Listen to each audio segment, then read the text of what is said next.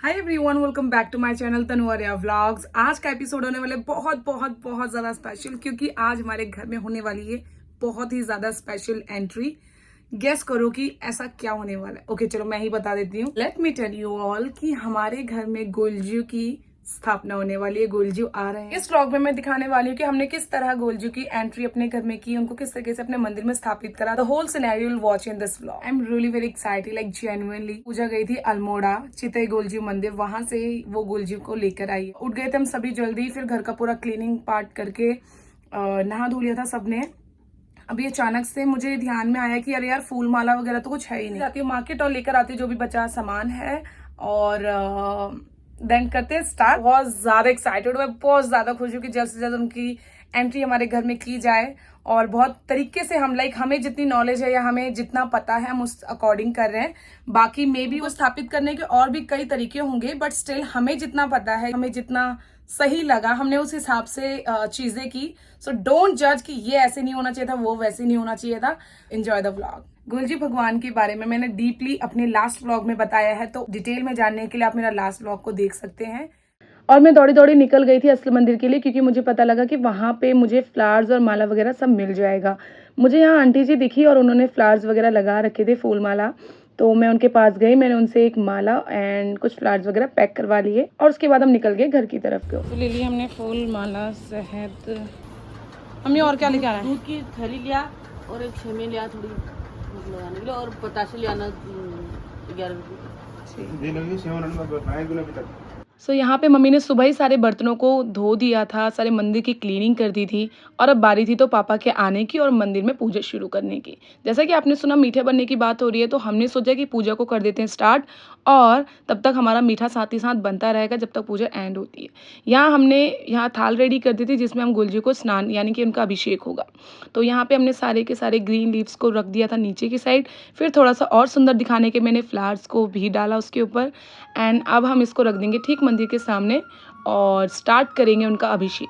पापा ने किया पूजा करना शुरू, जिसमें उन्होंने सबसे पहले गंगा जल लिया और पूरे घर को शुद्ध किया, यानी कि शुद्धिकरण के साथ हम अपने काम को स्टार्ट किया। और यहाँ पे हमने सारा सामान इकट्ठा रख दिया था जो कि गोलजी के अभिषेक में काम आने वाली चीजें थी, जैसे कि दूध, गंगा जल, शहद और फूल माला। सभी तैयारियां पूरी हो चुकी थी, रह गया था तो बस पूजा को शुरू करना। तो यहाँ पे पापा ने पूजा करना शुरू कर दिया था। तो मैं सबसे पहले आप लोगों को ये चीज बताना चाहती हूँ कि मेरे पापा को कम से कम 1 से 1.5 घंटा लगता है पूजा करने में, जिसमें वो भगवान से बहुत ज्यादा कनेक्टेड हो जाते हैं, उनकी आस्था में बिल्कुल लीन हो जाते हैं।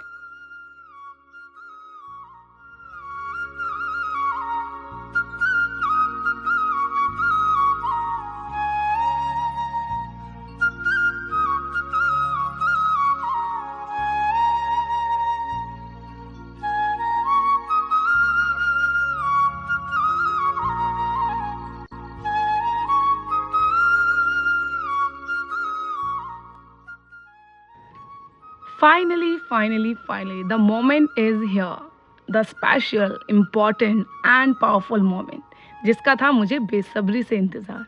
तो यहाँ पे उनका अभिषेक हो चुका था शुरू, जो कि कर रहे थे पापा जी। तो यहाँ पे सबसे पहले उन्हें गंगा जल से स्नान कराया गया, और उसके बाद दूध से, शहद से भी नहलाया गया। ये मोमेंट इतना स्पेशल था कि हम सभी परिवार वाले इकट्ठे साथ में थे। इस लम्हे की सबसे खास बात बताऊं आप सभी को कि हम सभी परिवार वाले बहुत खुश थे और हमारी आंखें नम हो गई थी। ऐसा लग रहा था कि जैसे कि हम साक्षात गोलजी को ही इस तरह नहला रहे हैं और अपने घर में लेकर आए हों। पापा की स्माइल से तो आपको पता लग ही गया होगा। तो यहाँ पे गंगा जल के बाद हमने उन्हें यहाँ पे दूध से नहलाना शुरू कर दिया था, और उसके बाद शहद, हमने उनको शहद से भी नहलाया। हमारे पहाड़ों में गोलजी की बहुत मान्यता है। उन्हें हमारे इष्ट देवता के रूप में माना जाता है और पूजा भी जाता है। तो यहाँ पे उन्हें मानना और उन्हें स्वीकार करना बहुत ईजी, उनकी पूजा करना। अगर आप उनसे जुड़ना चाहते हो और उनकी पूजा करना चाहते हो तो बहुत आसान तरीका है, बस अपने मन में स्मरण कर लेना है उन्हें, और बस वहीं पे वो आपके हो जाएंगे। अगर आप उनसे कभी कुछ मांगोगे ना तो वो आपको ज़रूर देंगे। उसके बाद आपने बस उनके मंदिर में जाकर खुशी की घंटी चढ़ा देनी होती है, गोलजू के बारे में अधिक जानकारी के लिए आप मेरे लास्ट व्लॉग को देख सकते हो, क्योंकि उसमें मैंने बहुत अच्छे से उनके बारे में चीज़ें बताई हैं। क्योंकि मैं चमनखान गोलजू मंदिर गई थी तो मैंने पूरा विस्तारित रूप से उनके बारे में बात की है, तो आप मेरा लास्ट व्लॉग ज़रूर देखें। और यहाँ पे गोलजू का स्नान पूरा हो चुका है, अब बारी है उन्हें मंदिर में बिठाने की।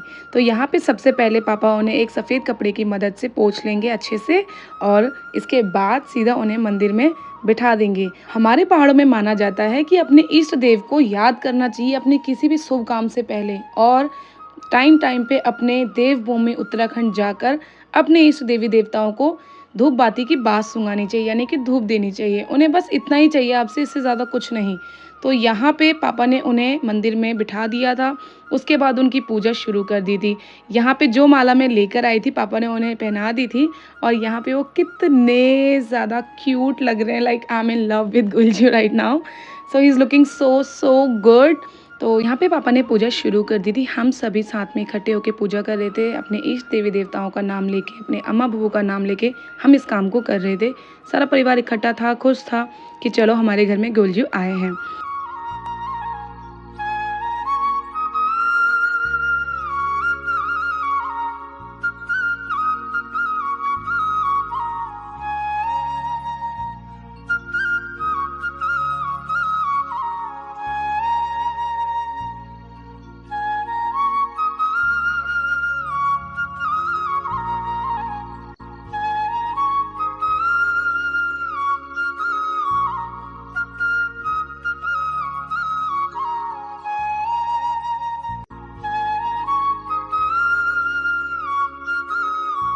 और यहाँ पे हमारी पूजा हो जाती है बहुत अच्छे से संपन्न।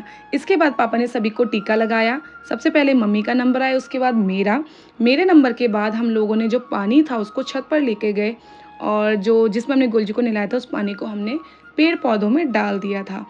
उससे ज़्यादा सेफ जगह आई थिंक हो नहीं सकती थी इस पानी के लिए। उसके बाद हमने यहाँ पे अम्मा बबू के लिए भी मीठा रखा था। यहाँ पापा सूर्य को अर्घ्य दे रहे थे।